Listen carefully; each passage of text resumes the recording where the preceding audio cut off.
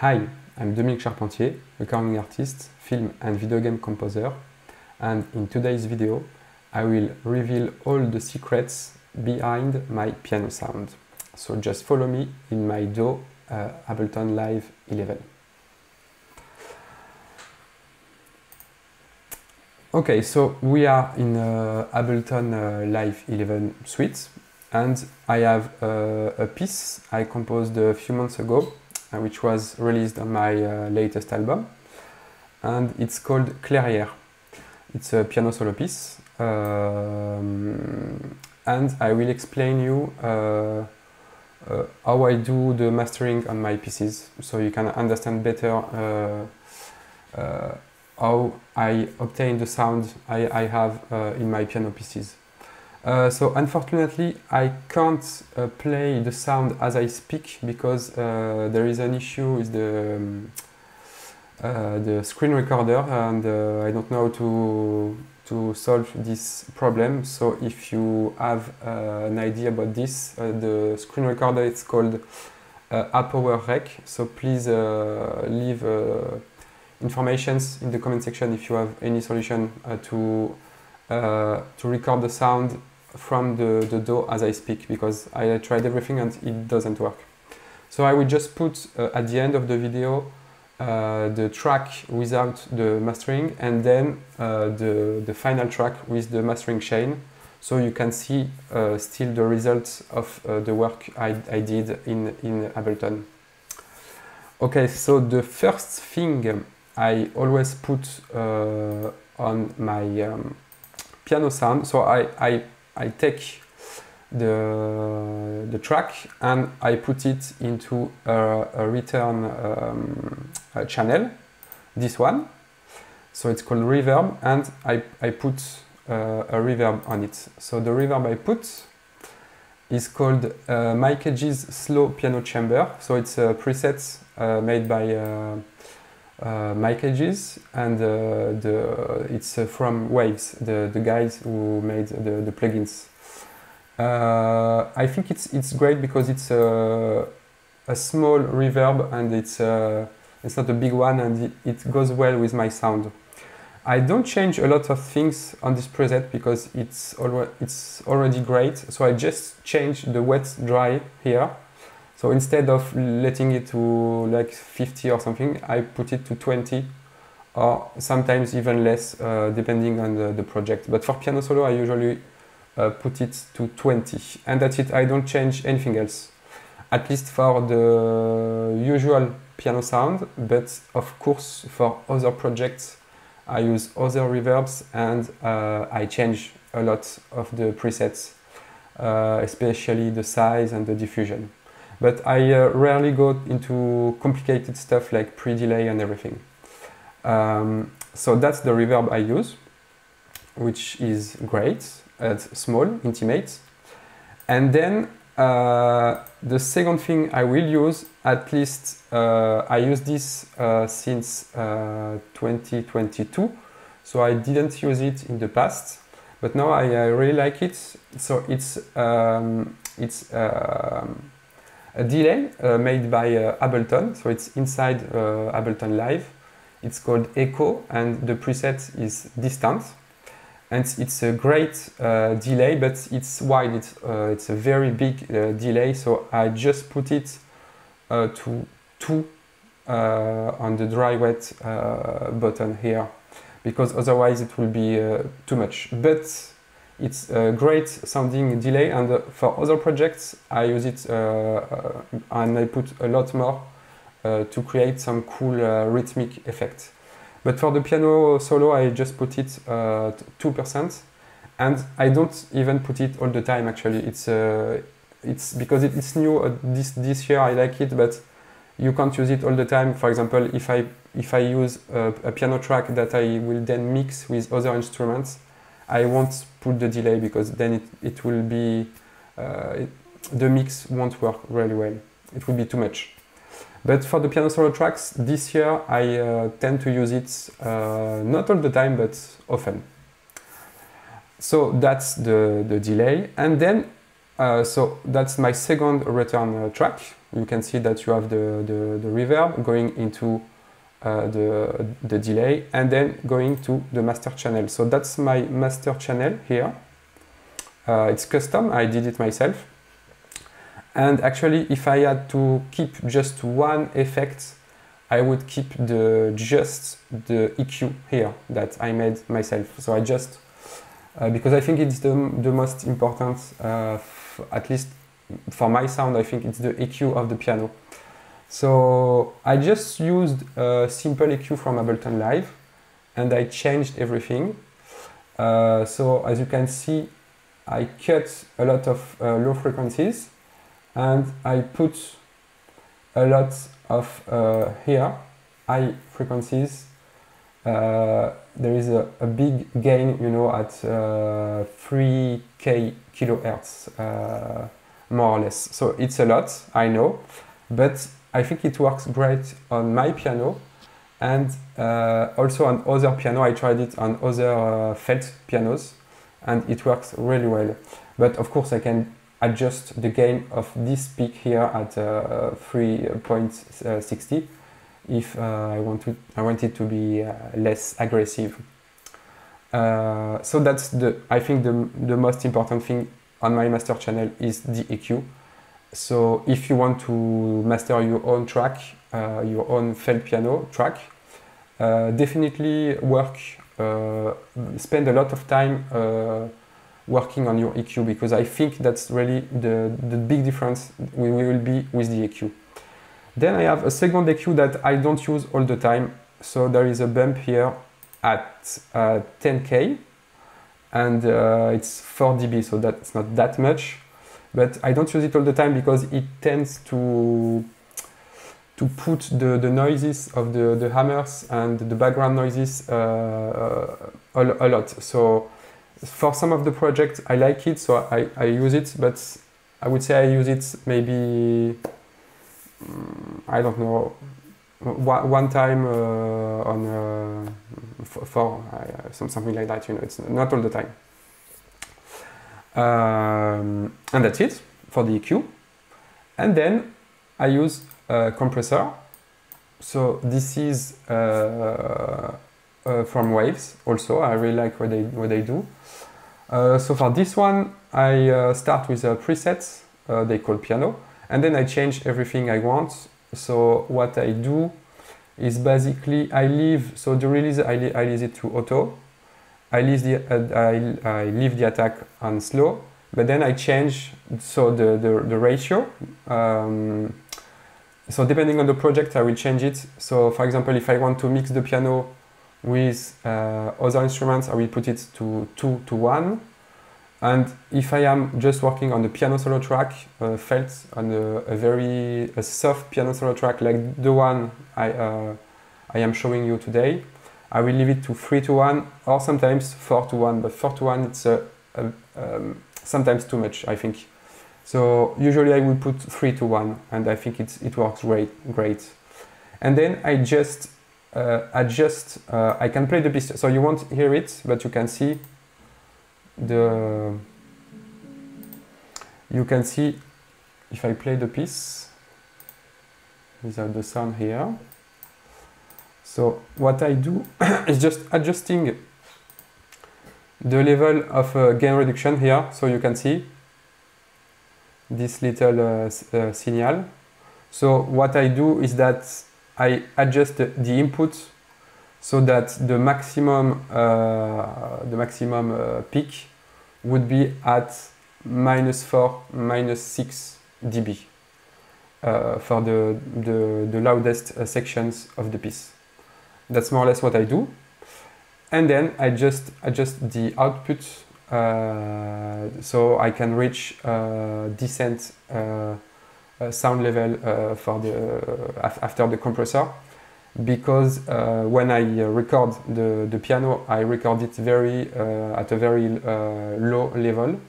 So the sound I put in before the mastering channel, the sound of the track is very, very low. So I have a lot of room to then put the sound at a higher level in the output.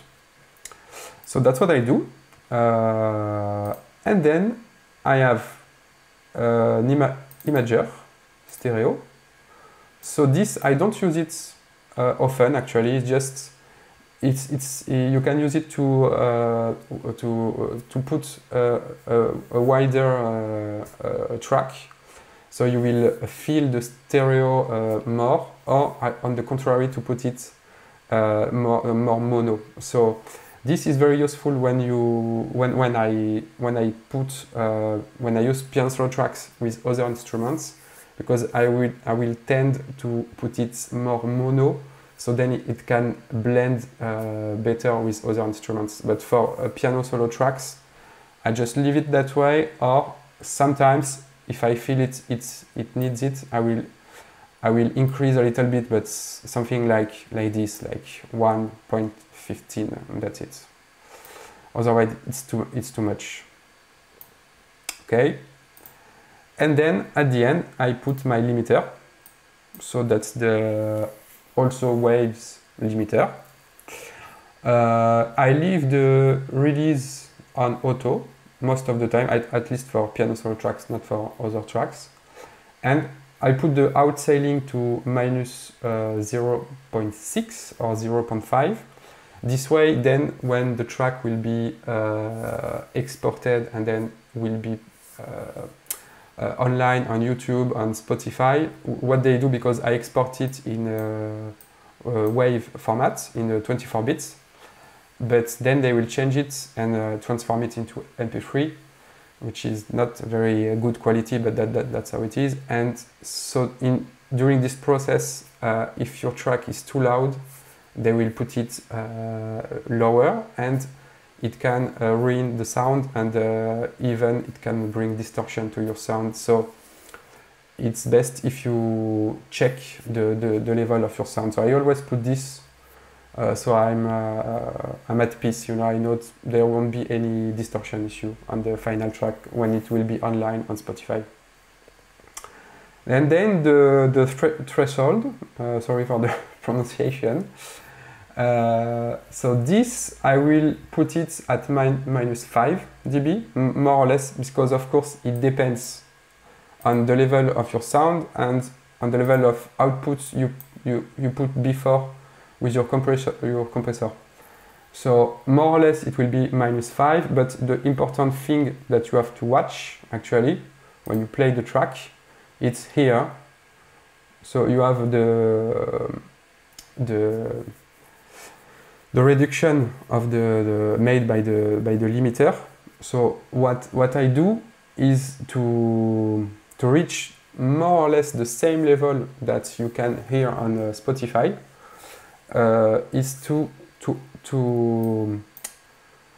when the loudest sections of the piece of the track will hit minus 2, minus 3, then that's the maximum I want to reach. So, for example, as you can see, if I put the threshold a little lower, see, that's the gain reduction, and it's going a lot more. So that's too much. That's not good. So what I do, I reach a level more or less that will be good for me, and good meaning that it's not just the numbers, it's also how it sounds, of course. So you just have to spend a little more time on your track to understand how it will sound best. And the good thing is that more or less I know that will be these numbers, because I always record at the same sound level for the piano solo tracks. So it's easy then for me to just use the same, more or less the same numbers, because it's always the same dynamics, more or less. But of course I will change everything when I work on something different, like other instruments, or if I work on a very loud track on the piano. Okay, so that's pretty much it, and I just have two little things also on my master channel. So I have a bus control, that's what it's called, and it's very useful, so you can check when you play the track you can check the phase if there are some phase issues. So it will be in red instead of green. And you can also check the channels if the left and right, if they have the same sound level more or less, and you can put it in mono also to listen how it is. So it's just a little plugin to check if there are issues with the sound. For example, if there is too much reverb, or if you put your microphones not in the correct way. So it's very useful. I use it all the time. Just check it quickly. And I used to have another plugin here, but it's not working. I have to install it again. So it's called Yulin Loudness Meter. It's also useful because it tells you if your sound is too loud for streaming services or YouTube, etc. So you have an idea more or less of the sound level you have to achieve, so they won't put it lower. So it's not, I think it's not the best plugin because it's just numbers, and I think the most important thing is how it feels, how you can, when you listen to the track, instead of using this, see I don't even use it now because it's not a setup. Instead of using this, I think the best thing to use is your ears, and just put a track on Spotify, a piano solo track of an artist you like. So for example, if you're a neoclassical pianist like me, just use a track of somebody you know, who is already famous and who have a great sound, and just then try to match it with your own sound, so you can see more or less if it's correct or not. And that's it. So that's my mastering channel. I hope this video was useful. Feel free to ask me anything in the comment section. And also, if you want, I could make a proper tutorial on how to master a felt piano solo track, because I just explained it very quickly. But if you want, I can totally make a tutorial with a new track and then master it from the beginning to the end, and show you how I do it, and how you can do it as well. And also remember that the mastering is just, for me, it's just the end of the process. It's not something magical, you know. It's just, you have to spend time to know how it works and to obtain a great sound, but it's just at the end. So first, I think you have the piece. So the piece itself is, if the track is good, then that's the most important thing. Then you have, of course, the way you play the piece with emotion. If you don't play it right, it will be shit. Then you have the recording. So did you put the microphones correctly, etc. And then and that's it. At the end, you have the mastering process, but that's just at the end. So just keep in mind that that's not the most important thing. The most important thing is the composition itself, I think. So that's it for today. I hope it wasn't too long. I'm sorry for the accent. Again, it's not easy to speak English for a French guy like me. So feel free to ask me anything. You can subscribe to my channel if you like what I do. And please let me know in the comment section if you want a tutorial about mastering, so I can show you exactly how I do. And of course, I will try to solve the issue of the sound with my screen recorder. So that's it for today. Just don't forget to stay at the end of this video, because I will put just a short extract of the piece I showed you today, just with the same sound level, but the first one will be without all the mastering channel except the limiter, and the second one with all the effects, so you can see and hear the difference before and after. So thank you for watching, and see you next time.